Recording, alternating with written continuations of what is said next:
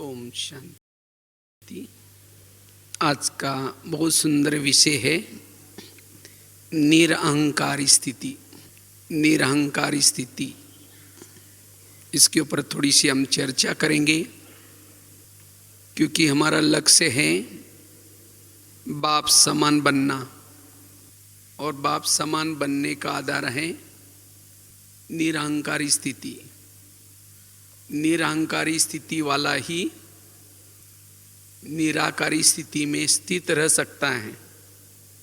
हमारा ये भी लक्ष्य है बाप समान बनना, अर्थात निराकारी स्थिति का अनुभव करना, क्योंकि निराकारी स्थिति से ही बाप के जो गुण हैं, बाप सागर है, दया का सागर, शांति का सागर, आनंद का सागर, आपकार पर भी उपकार करने वाला, तो ये सब गुण निराकारी स्थिति से ही हम अनुभव कर सकेंगे। जितनी हमारी निराकारी स्थिति बनती रहेगी, उतना ये गुण हमारे अंदर दिखाई पड़ेंगे, और दिन प्रतिदिन हम बाप समान बनते जाएंगे। लेकिन ये निराकारी स्थिति नेचुरल बनी रहे, उसका आधार है निरअहंकारी। जितना हम निरअहंकारी स्थिति में रहेंगे, उतना ये निराकारी स्थिति नेचुरल बनी रहेगी। आज कई भाई बहने कहते हैं पता नहीं हमारी वो निराकारी स्थिति रहती ही नहीं। अगर निराकारी स्थिति नहीं है, इसका मतलब जरूर मेरे अंदर कोई ना कोई अभिमान है, क्योंकि जहां अभिमान है, अभिमान वालों के अंदर से संकल्प की लीकेज होती रहती है, उसके संकल्प चलते रहते हैं। मुझे पूछा नहीं, मुझे किसी ने सम्मान नहीं दिया। जैसे आजकल बाबा ने निर्विघ्न बनने के लिए भी होमवर्क दिए हैं। वास्तव में विघ्नों का कारण क्या है? विघ्नों का ये भी बहुत बड़ा कारण है अभिमान, और इसलिए कभी कभी आपस में टकराव पैदा होते हैं, जिसे संकल्प विकल्प चलते हैं। इसलिए बाबा कहते बच्चे निरअहंकारी बनो। जितना निरअहंकारी, उतना व्यर्थों से मुक्त। निरअहंकारी वाला व्यर्थों से मुक्त बन अपने भ्रुकुटी के सिंहासन के आसन पर स्थित रह सकता है।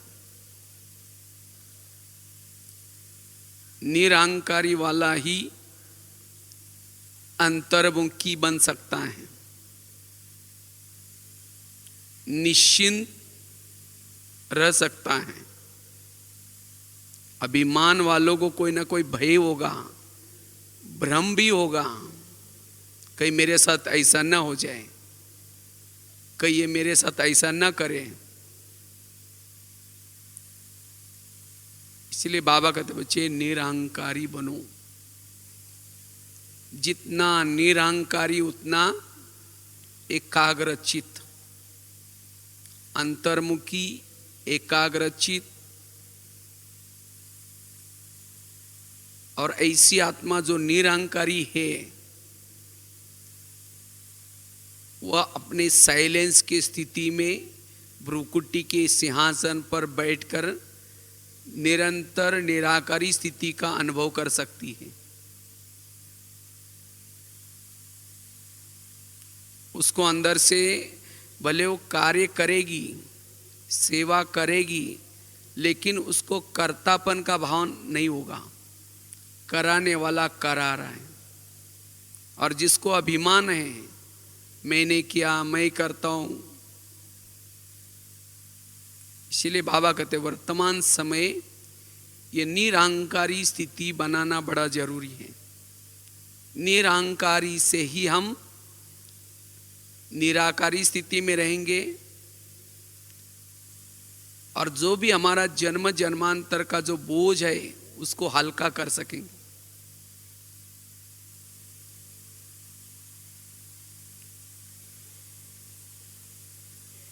अगर निरहंकारी स्थिति नहीं है तो विरत संकल्प चलते रहेंगे, अंतर्मुक्ता भंग होती जाएगी, एकाग्रता भी भंग होती जाएगी, स्थिति डगमग होती जाएगी, देहाभिमान आएगा।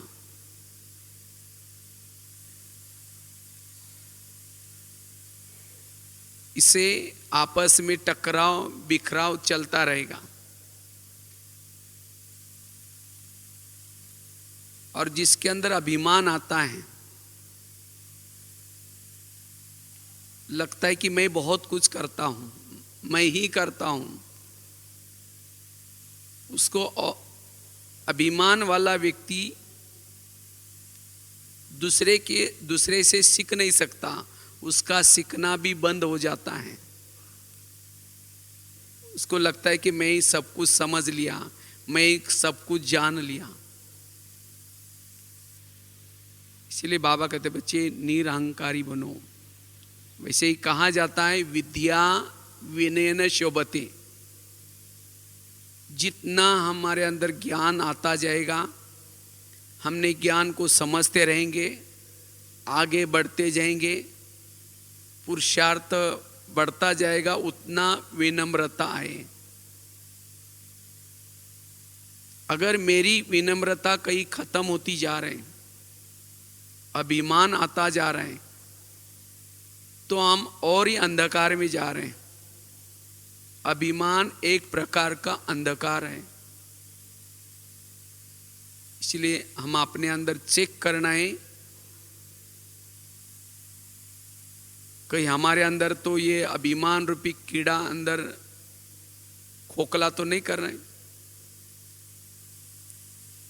क्योंकि बाबा कहते हैं कई बच्चे करते बहुत है, लेकिन उन बच्चों का जब जमा का खाता देखते हैं खाली है। क्यों? क्योंकि अभिमान रूपी ये कीड़ा उसको खोखला करता जा रहा है। उससे पुण्य भी जमा नहीं होता और बल भी जमा नहीं होता। इसलिए अब हमें निरहंकारी बनना है। निरहंकारी वाला हर जगह पर एडजस्ट होकर के रह सकता है, हर एक के साथ एडजस्ट होकर के रह सकता है, टकराव में नहीं आएगा, विघ्नों में नहीं जाएगा।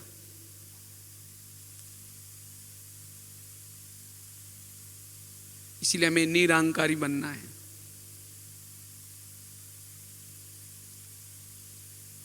निरहंकारी वाला ही भविष्य में राजा बन सकता है। जितना निरहंकारी बनेंगे दैवी गुण आते रहेंगे। अगर अभिमान आया तो दैवी गुण, दैवी शक्तियां दूर चली जाएगी, उसके बजाय और ही दुर्गुण अवगुण आते रहेंगे। अभिमान आने से दुर्गुण आते हैं, नम्रता आने से सद्गुण आते हैं, दैवी शक्ति आती है।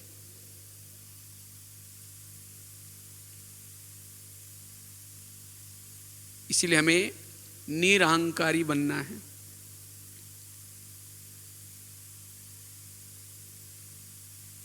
और जितना जितना ये निरहंकारी स्थिति हमारी बनती जाएगी, उतना उतना वो निराकारी स्थिति नेचुरल हमारी नेचर बनती जाएगी।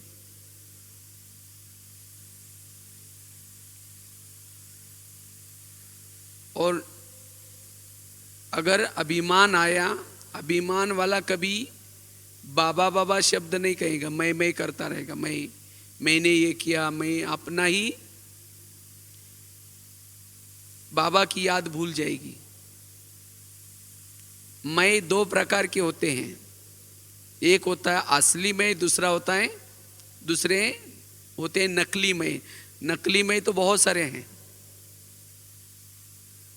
और जिसके नकली मैं जागृत है उसका असली मैं छुप जाता है।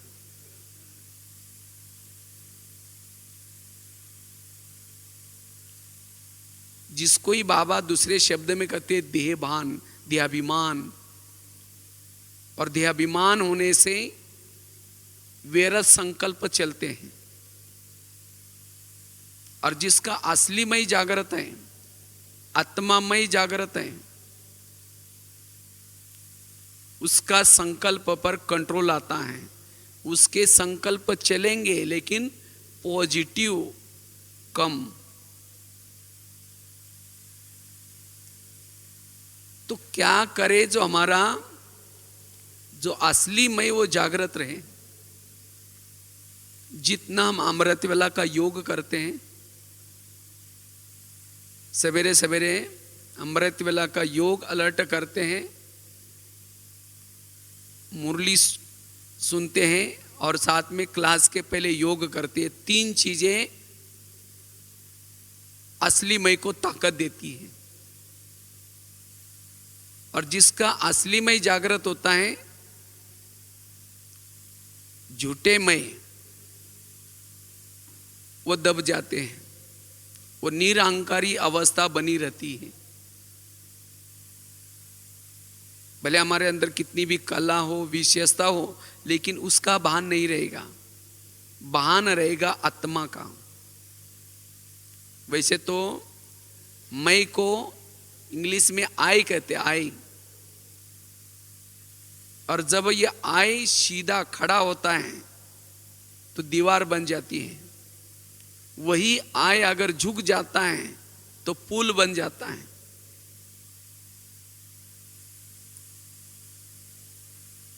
इसलिए हमें पुल का काम करना है, दीवार का काम नहीं करना। एक बार सागर ने नदी को पूछा, आप जब भी आती है हमें से बड़े बड़े पेड़ों को लाते, घास को क्यों नहीं लाते? तो नदी ने कहा, घास मेरे सामने झुकता है इसीलिए उसको नहीं लाती हूं, लेकिन पेड़ मेरे सामने नहीं झुकता इसीलिए उसको उखाड़ करके लाती हूं। जीवन में जो अकड़ करके चलता है, जो अकड़ करके चलता वो उकड़ जाता है, और जो झुक करके रहता है वो सदा टिक करके रहता है। इसीलिए सदा हमें क्या करना है? झुकना सीखना है। लेकिन झुकता कौन है? जो निरहंकारी है, जो आत्माभिमानी है। नहीं तो कईयों को लगता है मैं क्यों झुकूं, उसको झुकना चाहिए। मैं क्यों ये करो, उसको झुकना चाहिए। इसलिए बाबा कहते बच्चे निरहंकारी बनो।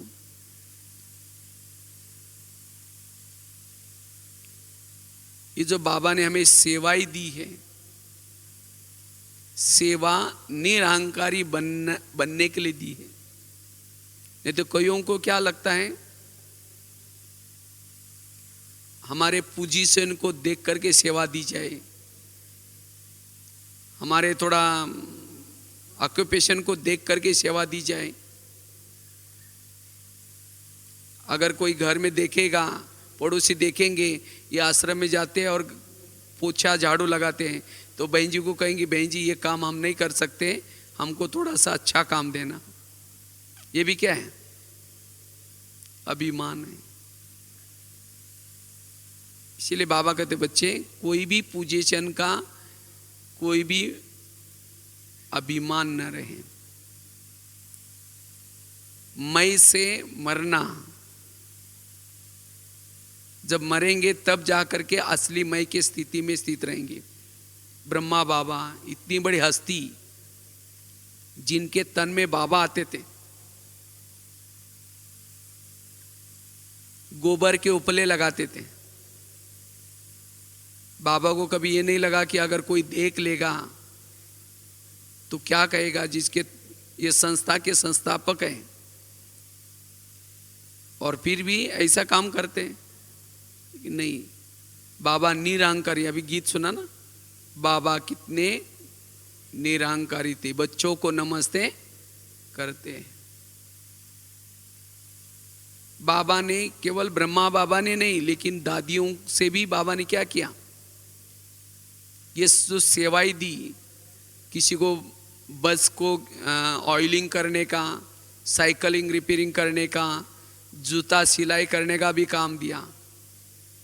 निर्मल शांता दादी जो ब्रह्मा बाबा की बेटी, उनको जूता चप्पल ठीक करने का काम दिया, चप्पल सिलाई करने का।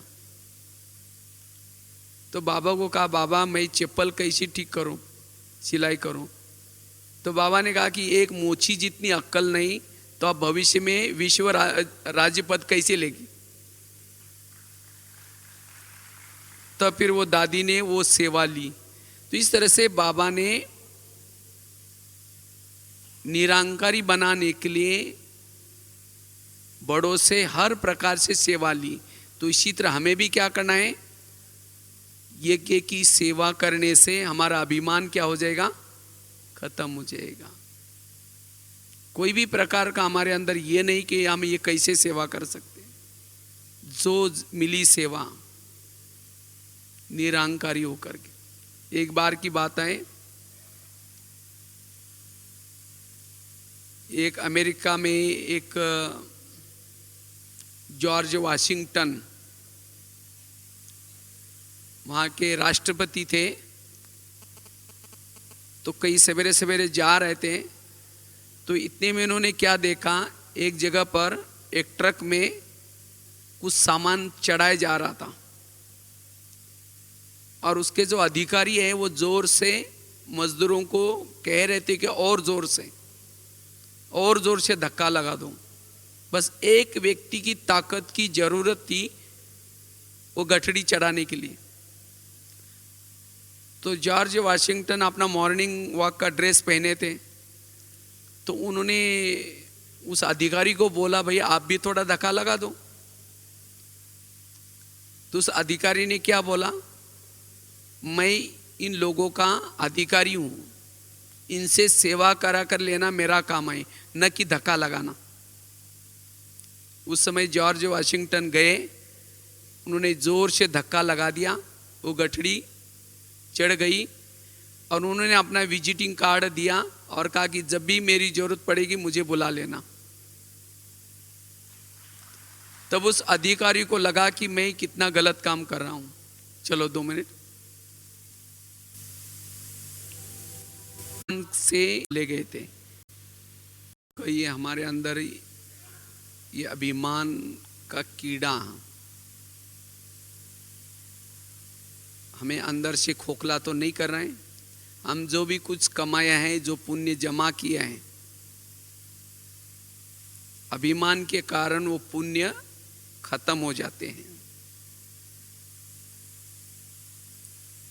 क्योंकि अगर अभिमान आएगा, अभिमान वालों की निशानी है, उसको रोब भी आता है, क्रोध भी आता है। अभिमान से छोड़े हुए सब संस्कार जागृत होते हैं। तो सबसे बड़ा विकार है अभिमान। काम क्रोध तो इजी है, पता तो चल जाता है, लेकिन अभिमान का तो पता भी नहीं चलेगा, बड़े रॉयल रूप में आता है। इसलिए अब हम समाप्ति के तरफ जा रहे हैं, संपूर्णता के तरफ जा रहे हैं। तो अगर हमें तीव्र पुरुषार्थी बनना है, उसके लिए निरहंकारी बनना जरूरी है।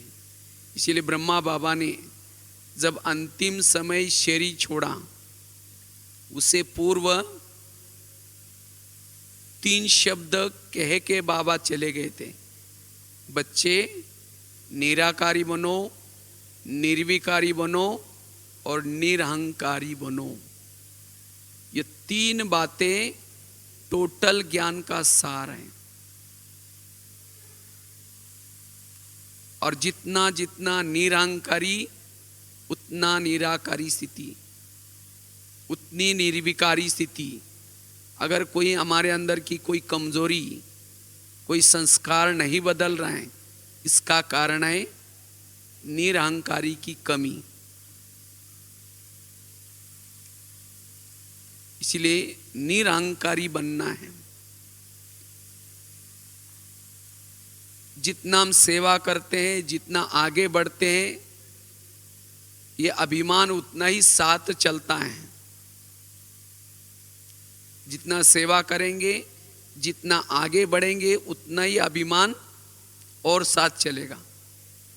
इसलिए चेक करना ही कहीं हमारे अंदर वो साथ साथ आकर के कहीं हमें खोखला तो नहीं कर रहे हैं।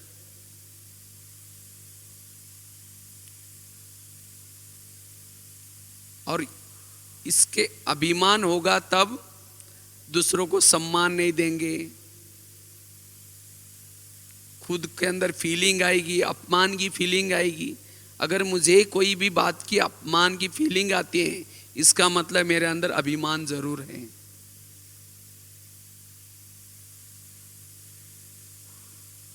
किसी के किए हुए अपमान की फीलिंग, अपमान आता है मतलब अभिमान है। इसीलिए बाबा कहते बच्चे जीते जी मर जाओ। दीदी भी हमेशा 3 शब्द कहती थी, मर मर मर, झुक झुक झुक, सीख सीख सीख। मरना सीखो, झुकना सीखो और सभी से सीखना सीखो।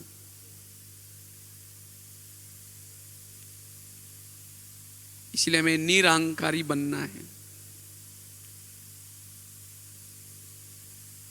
हमारे अंदर जब हम आए थे, हमारे पास कुछ भी नहीं था। जो भी कला या विशेषता बाबा ने दी है, ये प्रभु की देन है। मेरा अपना कुछ भी नहीं है। कराने वाला कौन है? बाबा। जैसे कठपुतली को चलाते हैं, नचाते हैं। जब कठपुतली को नचाते हैं तो उसको महीन धागे बांधे जाते हैं और कठपुतली डांस करती है। और वो डांस देख करके किसी को अच्छा लगता है, कोई ताली बजाता है, तो वो ताली देख करके कठपुतली को अभिमान आए, मैं बहुत अच्छी डांस कर रही हूं। वास्तव में जो धागे खींचने वाला वो पर्दे के पीछे बैठा रहता है और वहां से क्या करता है, वो धागे चलाता है और उससे कठपुतली डांस करती है। अगर कठपुतली को उसका अभिमान आएगा तो खींचने वाला क्या करेगा? अगर वो खींचेगा नहीं तो वही लटक जाएगी। इसी तरह हम भी सभी कौन हैं? कठपुतली हैं। पर्दे के पीछे परमधाम में बाबा बैठा है और वहां से क्या कर रहे हैं? सभी से सेवा करा रहा है, कार्य करा रहा है। लेकिन कभी हमारे सेवा में वाहवाह होती है, कार्य में वाहवाह होती है, तो हमें क्या लगता है? मैंने बहुत अच्छा किया, मैं बहुत अच्छी करती हूँ। अगर मैं करते रहेंगे तो बाबा कहेगा ठीक है, अगली बार तुम ही कर लेना। तो वहां से धागे खींचना क्या कर देगा? बंद कर देगा। अगर बाबा कराना बंद कर देगा तो वही लटक जाएंगे, फिर उन्नति नहीं होगी। इसलिए कोई भी कार्य होने के बाद क्या करो? बाबा ने कराया, बाबा कराता है। जितना बाबा बाबा करते रहेंगे, बाबा यूज करेगा। मैं करते रहेंगे तो बाबा हमें यूज नहीं करेगा।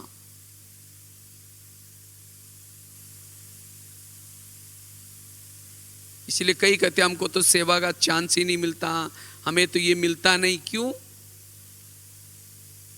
कुछ ना कुछ जरूर हमारे अंदर मैंपन है। इसलिए बाबा कहते बच्चे निरहंकारी बनो। जितना निरहंकारी बनेंगे, बाबा बहुत सारी कला, बहुत सारी विशेषता भर देगा।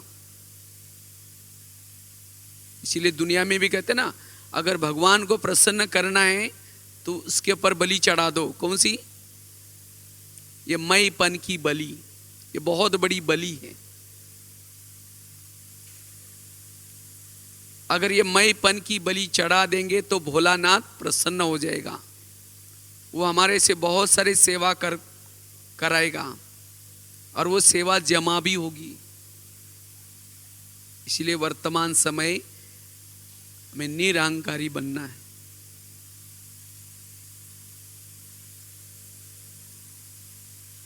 अगर निरहंकारी नहीं बनेंगे तो अंत में फेल की निशानी, फेल के लिस्ट में आएंगे, फेल हो जाएंगे। भले हमने यहाँ बहुत कुछ किया है, सेवा बहुत किया है, लेकिन रिजल्ट आएगा फेल हो जाएंगे। फिर हमें ही लगेगा अरे हमने इतना सारा किया फिर भी मेरे को फेल की लिस्ट में क्यों। कराने वालों ने किया लेकिन मैंपन आया, इसीलिए फेल। जैसे पांडव का दिखाते हैं, जब पांडव बड़े हो गए, पांडव की विजय हो गई और विजय होने के बाद सब पांडव कहाँ चले गए? पहाड़ी पर। और कहते हैं उस पहाड़ी का नाम था मेरू पर्वत। तो 5 पांडव, द्रौपदी, कुत्ता जब चले गए, लेकिन कहते हैं उस पहाड़ी का एक नियम था, उसी पहाड़ी पर वही चढ़ सकता था जो सत्य है और ईमानदार है। जब जा रहे थे तो सबसे पहले द्रौपदी गिर गई, फिर आगे गए नकुल गिर गया, सहदेव गिर गया, भीम भी गिर गया, अर्जुन भी गिर गया, और लास्ट में कुत्ता और युधिष्ठिर स्वर्ग में चले गए। ये सब वर्तमान संगम में जो भी घटनाएं होते हैं उन सभी का यादगार है। तो हमारी सभी की भी विजय होगी और विजय होने के बाद सब पांडव पहाड़ी पर जाएंगे। पहाड़ी अर्थात माउंट आबू वाली नहीं, परम धाम। ये कैसा है? सीधा इंद्रदेव बाबा ऊपर बैठा है और वहां से हमें स्वर्ग में आना है, उतरना है। लेकिन इस पहाड़ी का नियम है, इसी के ऊपर वही चढ़ सकता है जो सत्य है, ईमानदार है।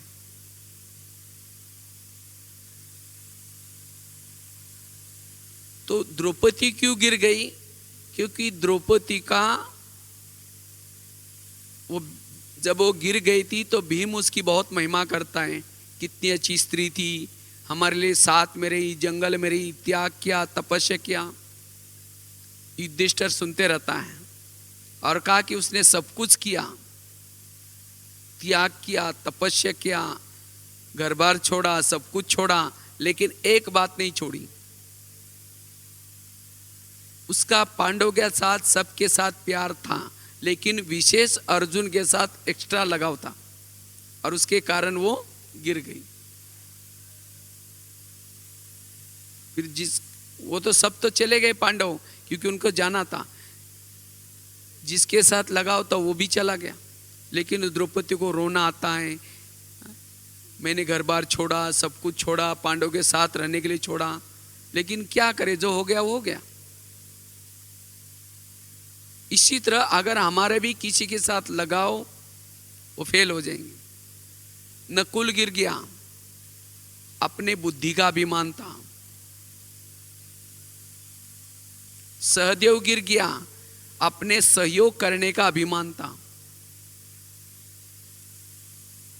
भीम गिर गया, अपने गदा युद्ध का मना शक्ति का अभिमान था।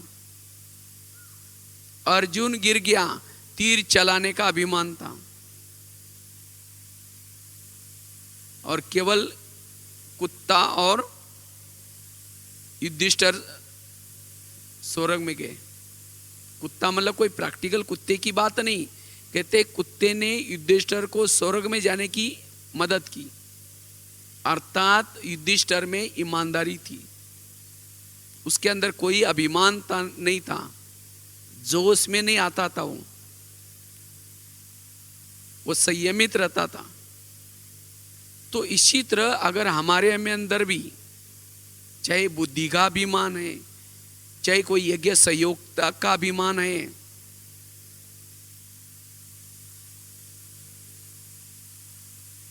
चाहे कर्मना सेवा का अभिमान है, अभिमान वाला फेल है। इसलिए बाबा कहते बच्चे चेक करो, ये भी एक कमी है। 31 दिसंबर की बाबा की मुरली चली थी। बाबा ने कहा कि इस वर्ष में अपनी जो कुछ कमी है उस कमी को खत्म करो, कमजोरी को खत्म करो।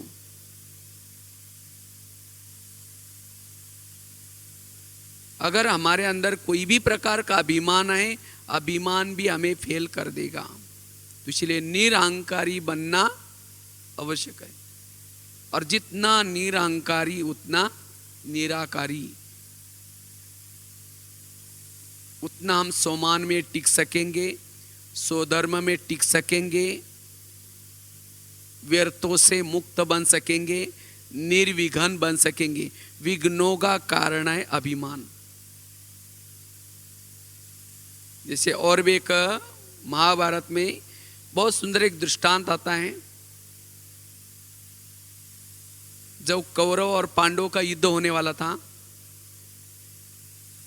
तो उसी समय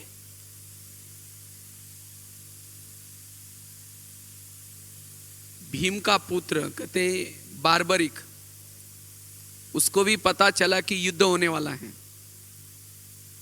लेकिन कहते उसको कोई मार नहीं सकता था, हरा नहीं सकता था, उसको एक वरदान था। लेकिन वो बार्बरी क्या कहता है, मैं उनके साथ युद्ध करूंगा जो पराजय होने वाले हैं। तो कौरव तो पराजय होने वाले थे, तो उनके साथ युद्ध करने के लिए वो तैयार होकर के सेना के साथ जाने लगा। तो कृष्ण को अंतर ध्यान से पता चला तो बार्बरिक युद्ध में आने वाला है, और उसको लगा कि अगर वो कौरव के बाजू में लड़ेगा, ना इनकी विजय होगी ना उसकी विजय होगी।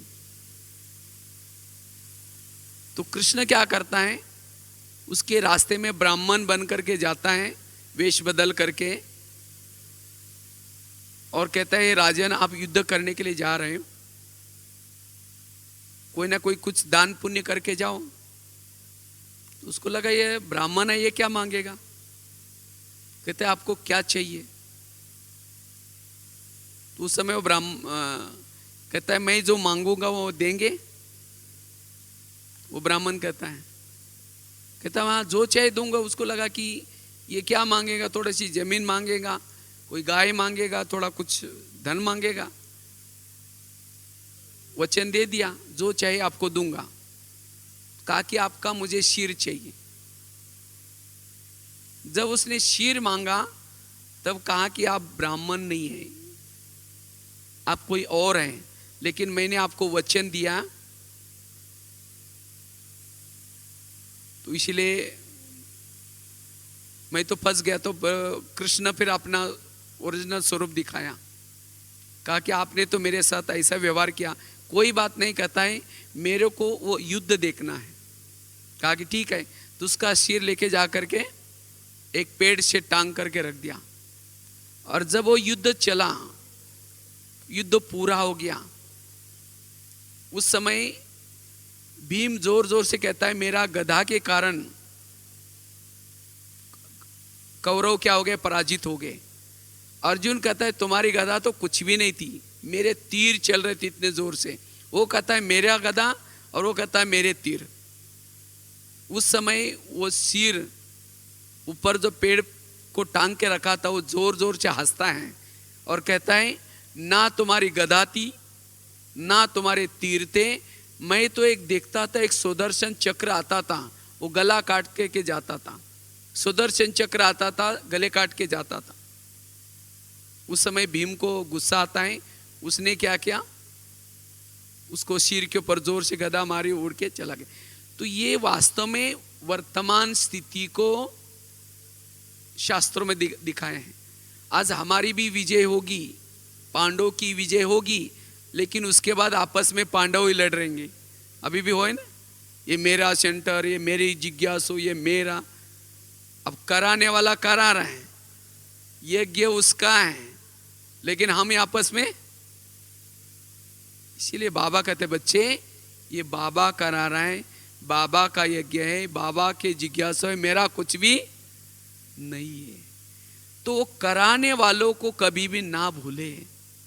आज हमारे आपस के टकराव का ये बहुत बड़ा कारण है मैंपन। इसीलिए बाबा कहते बच्चे निरहंकारी बनो। निरहंकारी बनने से ही आपस में जो भी कभी थोड़ा सा मनमुटाव होता है, टकराव होते हैं, वो टकराव से बच जाएंगे।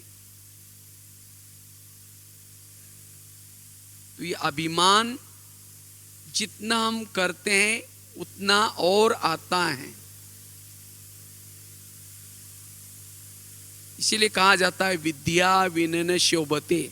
जिसने इस ज्ञान को समझ लिया, योग को समझ लिया, सेवा को समझ लिया, उसके अंदर विनम्रता आएगी, और विनम्र वाला ही राजा बन सकता है। फलों का राजा कौन है? आम है। क्यों आम को ही फलों का राजा क्यों बनाया गया? वैसे तो नारियल को फलों का राजा बोलना चाहिए, क्योंकि मूर्ति के ऊपर किसको चढ़ाया जाता है? हाँ, मूर्ति के सामने किसको तोड़ा जाता है? नारियल को। लेकिन नारियल को नहीं तोड़ते, आम को नहीं तोड़ते, किसको? नारियल को तोड़ते। लेकिन नारियल को फलों का राजा नहीं बोला, राजा किसको बोला? आम को। क्यों? आम ऊपर से नरम होता है और अंदर से उसकी गुठली सख्त। और नारियल कैसा होता है? ऊपर से कड़क होता है और अंदर से नरम होता है।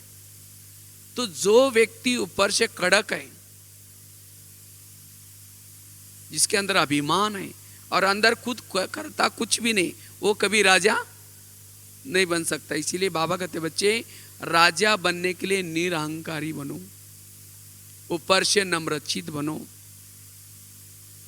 अगर आप मेरे पास कोई आने के लिए डरता है, मेरे से कोई किनारा करता है, वो राजा कैसे बनेगा? राजा बनने के लिए हमारे पास आने के लिए लोग तरसने चाहिए। और क्यों नहीं आते हैं? क्योंकि कोई ना कोई चीज का अभिमान है।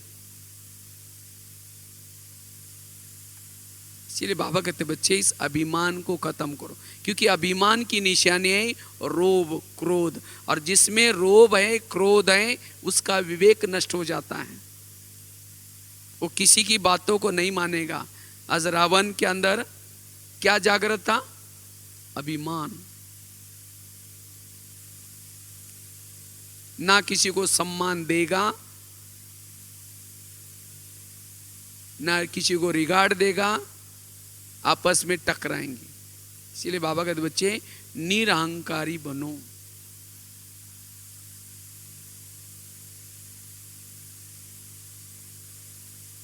तब जाकर के राजा बनेंगे। तो निरहंकारी स्थिति ही हमें अशरीरी की अनुभूति कराएगी, बाप समान की अनुभूति कराएगी। इसलिए कराने वाला बाबा है। जो टाटा बिरला शरीर छोड़ा, और शरीर छोड़ने के बाद जो ऊपर गया, तो पूछा कि भाई धर्मराज को कि मेरा पद क्या है? कहता है आपने क्या करके आए? तो उसको तो ये लगा कि अरे मेरे को तो बच्चा बच्चा जानता है टाटा बिरला ने क्या क्या नहीं किया। तो कहा कि नहीं, आपका तो कुछ खाते में जमा कुछ है ही नहीं। नहीं कहा कि मैंने बहुत कुछ करके आए। तो कहा कि क्या क्या करके आए? मैंने मंदिर बनाया, धर्मशाला खोली, ये खोला। तो चित्रगुप्त ने कहा कि आपने मंदिर बनाया था लक्ष्मी नारायण का, नाम लिख दिया बिरला मंदिर, नाम हो गया, आपका काम भी पूरा हो गया। इसी तरह बाबा कहते बच्चे अगर हम भी कुछ सेवा किया, उसके अंदर नाम हो गया, तो उसका पुण्य नहीं होगा। इसलिए कहते ना गुप्त दान महापुण्य। जड़ें हमेशा पेड़ गुप्त रहती हैं। अगर पेड़ों की जड़ें कहें कि लोग तो फलों को देख रहे हैं, पेड़ को देखते हैं, मुझे कोई पूछता ही नहीं, मैं थोड़ा सा ऊपर आकर के देखती हूँ, अगर जड़ें ऊपर आ जाएगी तो क्या हो जाएगा? पेड़ गिर जाएगा। इसी तरह हम सभी जड़ें हैं। मम्मा देखो कितना गुप्त रही, जितना संगम में गुप्त रही, पूरा कल्प में क्या थी? प्रत्यक्ष। और जो संगम में प्रत्यक्ष हो जाते हैं, पूरा कल्प में गुप्त हो जाएंगे। इसलिए बाबा कहते बच्चे निरहंकारी बन करके सेवा करनी है। और ये निरहंकारी स्थिति हमें बाप समान बनाएंगी, क्योंकि अभिमान कभी छिप नहीं सकता। अगर अभिमान है कोई कला का, विशेषता का, वो छिप नहीं सकता, कहीं ना कहीं उभर आएगा, क्रोध के रूप में आएगा। मैं इतना करता हूँ, मैं ये करता हूँ, तो भी मेरी कोई कदर नहीं है, वो टकराव में आएगा, क्रोध आएगा। इसका मतलब कर्तापन का भावना है, अभिमान है। एक मूर्तिकार था, बहुत अच्छी मूर्तियां बनाता था। तो उसको लगा कि अब मेरा मरने का समय आ गया, अब क्या करें। तो उसको लगता है कि अब मैं यमदूत को भी क्या करूंगा, थोड़ा सा बुद्धू बनाऊंगा। उसने बहुत सारी मूर्तियां बनाई, अपने जैसी मूर्तियां बनाई, खुद के जैसी, और रख दिया, और खुद उसके अंदर छिप गया, मतलब वो भी मूर्ति बन गया जैसे। अब यमदूत तक उसका समय था शरीर छोड़ने का, वो समय आ गया। अब देखने लगा इसके जैसे सब है, अब क्या, किसको समझे कि असली व्यक्ति कौन है। अगर ये मूर्तियों को तोड़ेंगे तो इस कला का तो अपमान हो जाएगा, अब लेके तो जाना है, नहीं तो नियम के विरुद्ध हो जाएगा। आखिरकार एक यमदूत को युक्ति सूची, उसने क्या किया, उनको पता था कि व्यक्ति के अंदर अभिमान होता है कला का, तो वो जोर से कहता है देखो इस व्यक्ति ने कितनी अच्छी मूर्तियां बनाई, लेकिन इसके अंदर एक कमी रह गई। अगर ये कमी अच्छा करता तो कितना अच्छा होता। इतने में वो क्या होता है, उसको अभिमान आ गया, मैं तो सारे दुनिया में फेमस है, मेरी कोई त्रुटि नहीं निकल सकता। वो उठ करके कहता है कौन सी त्रुटि है, तब वो समझ ले कि ये असली व्यक्ति है, उसको पकड़ करके लेके गया हूं। तो इसी तरह अगर कोई चीज का अभिमान है, वो क्रोध से, रोब से वो पता चल जाएगा। और जो निरंकारी है वो करेगा, और उसके बाद बाबा के ऊपर, जैसे एक के सामने, एक के अगर सामने जीरो लगाऊं, पहले जीरो फिर बाद में एक, तो कितना बन जाएगा? एक करके फिर जीरो लगाऊं, 10 हो जाएगा। और पहले जीरो फिर बाद में, माना पहले एक उसके बाद जीरो, तो कितना हो जाता है? उसकी कोई वैल्यू नहीं होती। पहले मैं फिर बाबा, कोई वैल्यू नहीं। पहले बाबा बाद में मैं, कीमत बढ़ जाएगी। इसलिए अगर हमारे साथ में, जैसे एक के साथ अगर जीरो नहीं, उसकी कोई वैल्यू नहीं, इसी तरह अगर हमारे साथ में बाबा नहीं है तो हमारी कोई वैल्यू नहीं है। जितना बाबा बाबा करते रहेंगे हमारी वैल्यू बढ़ती जाएगी, उतना हमारे अंदर ताकत आती जाएगी। तो मैं तो कोई एक सेंटर पर गया था, तो मैंने देखा वहाँ हर चीज में वो बाबा कहते बाबा का घर देखने के लिए आपको चलना है। मुझे लगा कोई सेंटर होगा, तो देखा उसके लौकिक घर को भी क्या कहते, वो ये बाबा का घर है, ये बाबा की गाड़ी है, ये बाबा का ये है, खेती है, ये बाबा का है। तो हर चीज में बाबा। इसीलिए बाबा कहते बच्चे हम जो कुछ करते हैं ये दरिया में खसखस है, लेकिन कभी कभी हम जो कुछ करते हैं हमें लगता है मैं बहुत कुछ करता हूं। एक कुएं के पास एक राजहंस आकर के बैठ गया, तो नीचे से मेंढक बोलता है, आप राजाओं जी कहाँ रहते हो? तो कहता है मैं तो एक मानसरोवर में रहता हूँ। तो कहता है ये मानसरोवर कहाँ है? कहता है ये कुएं से बड़ा है क्या? कहता हाँ कुएं से बड़ा है। बोला ये हो ही नहीं सकता, क्योंकि मेंढक कुएं से बाहर कभी गया ही नहीं। उसको लगा ये कुआं ही मेरा इस दुनिया में सबसे बड़ा स्थान है। तब वो राजहंस कहता है कि नहीं, दुनिया में तो बहुत बड़े तालाब होते हैं, इसे भी बड़े बड़े काफ़ी का सारे ये होता है, आपने तो कभी गया ही नहीं। तो इसी तरह हम जो कुछ जिस स्थान पर कुछ करते हैं हमें लगता है हम बहुत कुछ कर रहे हैं, लेकिन जब हम बेहद में आकर के देखेंगे तो उस बेहद के दृष्टि से हम तो कुछ भी नहीं है। इसीलिए बाबा कहते बच्चे हमें कभी भी अपने कर्तापन का भान न रहे। जो कुछ करे दरिया में खसखस है। उस बाबा का धन्यवाद जिसने हमारा कुछ स्वीकार कर रहे हैं। इसीलिए बाबा कहते बच्चे निरहंकारी बन करके हमें क्या करना है? बाबा कराता है, बाबा ने कराया। अगर ये हमारी स्थिति है तब हम निरहंकारी है, निर्विघ्न है, व्यर्थों से मुक्त है। तब हम अपने सोमानों में स्थित रह सकेंगे, तब अंतर्मुखी बन सकेंगे। तब कोई भी प्रकार की अपमान की, कहते हैं ना योगी जो होता है मान अपमान निंदा स्तुति में भी समान रहता है। लेकिन आज हमारी वो स्थिति कभी डगमग हो जाती है, कभी संकल्प विकल्प चलते हैं। उसका कारण है कोई ना कोई चीज का अभिमान, कोई कला का अभिमान या कोई विशेषता का अभिमान। इसलिए वो बाबा ने मुझे दी है और सेवा के लिए दी है, मेरा तो कुछ भी नहीं है। और ये समझ करके हम यूज करेंगे, बाबा उस कला के अंदर और बल भरेगा और वो कला बढ़ जाएगी